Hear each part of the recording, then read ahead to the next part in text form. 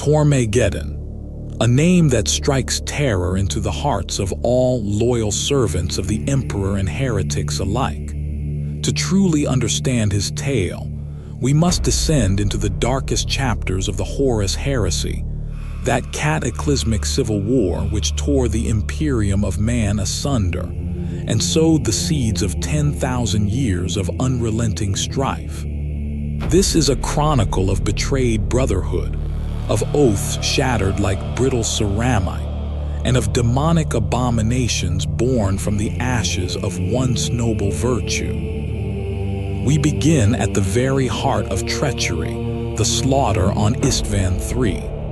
The 16th Legion, the Luna Wolves, sons of the War Master Horus Lupercal himself. They were the spearhead of the Great Crusade, worlds falling before them in the Emperor's name, the light of unity carried into a fractured galaxy. Yet a shadow had already taken root in Horus' heart. The insidious whispers of the ruinous powers slowly twisted his ambition into outright betrayal. On Istvan III, the War Master chose to purge his own ranks. Virus bombs rained down from the sky, turning the air into poison and flesh into rotting slime. Those still loyal to the Emperor were condemned to a horrific death. Then the traitors descended from orbit to finish the survivors. Brother turned against brother, Astartes against Astartes.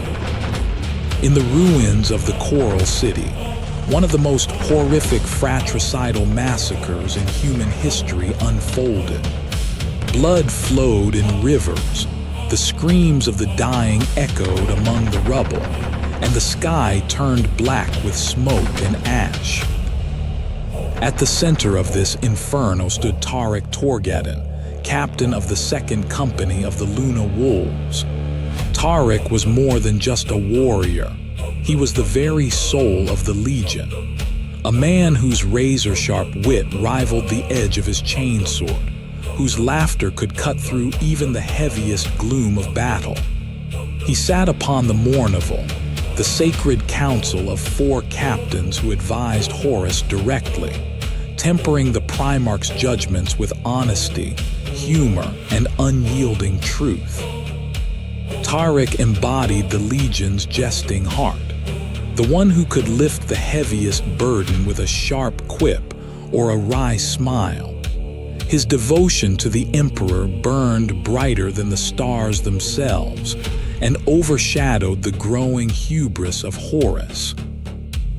Together with his closest brother, Garviel Loken, Tariq personified the old ideals of the Legion: honor, fellowship, and unwavering commitment to humanity's destiny.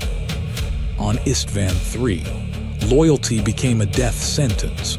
Tariq and Loken, betrayed by their own kin, launched a desperate ambush against the traitors Ezekiel Abaddon and Horus Aximand. The plan failed. In the brutal duel that followed amid the rubble-choked streets, Tariq faced Aximand, once a friend and fellow Mournival brother.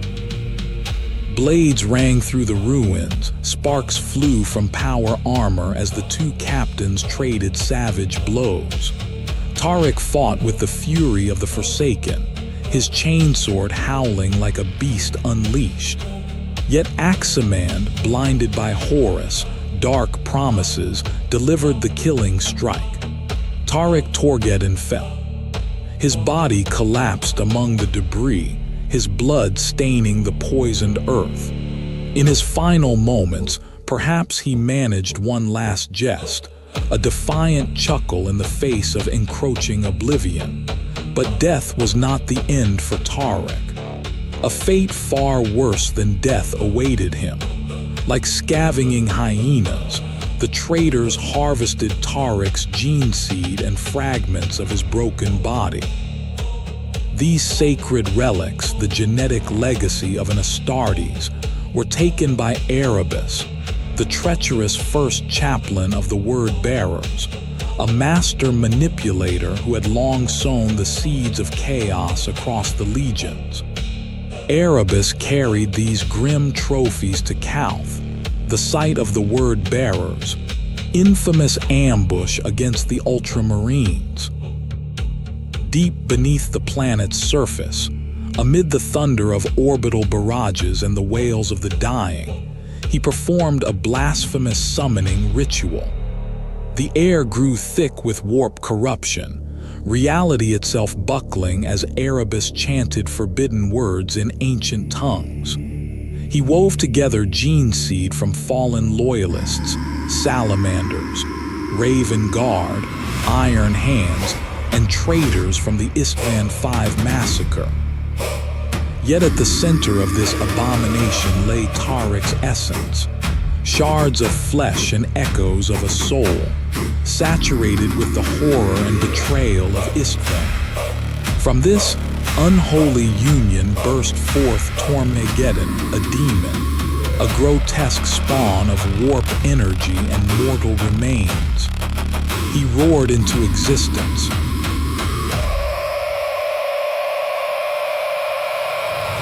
his form a monstrous parody of the Astartes he once was, forged from treachery and the mocking laughter of the dark gods. Where once there had been humor and light, now raged only pure chaos fury. Ironically, a tiny sliver of Tariq's true spirit remained free in the Immaterium, uncorrupted, sentient, able to whisper warnings to his old comrade Loken from beyond the veil. Yet Tormageddon's saga did not end on Kauth. The demon had only begun his long and terrible service to the War Master. Later, aboard the mighty Vengeful Spirit, flagship of the Sons of Horus, Tormageddon was summoned once more. This time the ritual was performed by Malaghurst the Twisted and Surgar Targast, just before the pivotal Battle of Malech. In a darkened lodge chamber heavy with incense and blood, the demon was called forth and bound into the lifeless body of Jur-Jaredin, a brain-dead legionary of the Sons of Horus. The flesh twisted and reformed under the touch of chaos, bones cracking and muscles bulging as Tormageddon took mortal shape once again. Clad in power armor that had once belonged to another, he claimed Tariq Torgeddon's empty seat in the Mournival and assumed command of the Second Company.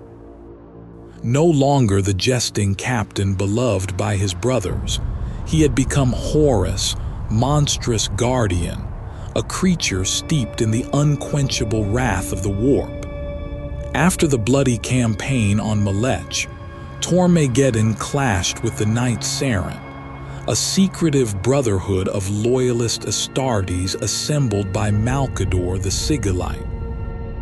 At their head marched Garviel Loken, Tariq's former battle brother. When the two met on the field of battle, it was a confrontation soaked in tragedy. Claws tore through ceramite and flesh, and the demon's voice, a grotesque distortion of Tariq's tone, taunted Loken with echoes of their shared past. Join us, Loken. Feel the freedom Horus offers. Yet Loken fought with cold fury and ripped out the demon's throat. The body collapsed, but the essence survived, fleeing to possess a new host, Grail Noctua, a veteran sergeant. Empowered by fresh chaos mutations, Tormageddon rose again, his form even more swollen and terrible. As the heresy approached its end, fractures appeared within the Sons of Horus. After Warmaster fell into a coma following the savage battle of Beta Garmin, a dangerous power struggle erupted aboard the Vengeful Spirit. Tormageddon, now inhabiting Noctua's body, sided with Malaghurst against rivals such as Falcus Kibber. He took command of the Luperci, a brotherhood of possessed warriors, and led a desperate ritual to revive the Warmaster. Blades clashed, bolters roared, and demonic howls filled the chambers. Through blood and sorcery, Horus was restored, and Tormageddon's loyalty was rewarded with even greater power. The final and most terrible chapter unfolded during the Siege of Terra, the last, cataclysmic battle that would decide the fate of the galaxy. By then, Tormageddon had grown into a colossal horror, far beyond the forms of Jeredin or Noctua. He attended the Mournival Council aboard the Vengeful Spirit, towering over the gathered captains, his presence radiating raw warp power. Even the demonic reek of Primarch Mortarion and his Death Guard could not touch him. His own essence rendered him immune to such lesser corruptions. As the traitors launched their final assault upon the Imperial Palace, Tormageddon swelled with dark energy. Shadowy tendrils coiled around his massive armored frame, and his eyes burned with infernal fire. By the time the Lion's Gate spaceport fell, he had become a true avatar of chaos fury, a towering titan that reaped loyalist ranks with sweeping claws and bursts of crackling warp flame, leaving nothing but scorched earth and broken bodies in his wake. Yet fate turned against him beneath the Saturnine gates. The Mournival launched a covert subterranean assault, unaware that Rogel Dorn had prepared a deadly ambush. When Tormageddon stormed the darkened tunnels, his roars shaking the bedrock of Terra, he once more faced Garviel Loken. The two former brothers met in a duel destined to become legend. Loken's power sword flashed against the demon's warp-forged talons. Tormageddon's strength was terrifying. He hurled loyalists aside like broken dolls, his voice rising into a cacophony of Tarek's warped screams. Feel the betrayal, Loken. But Loken, armored in sorrow and iron resolve, struck true. He drove his blade through the demon's throat, severing its connection to the material realm. Tormageddon convulsed violently as his monstrous form began to unravel. With one last earth-shaking roar, the demon was banished back into the warp.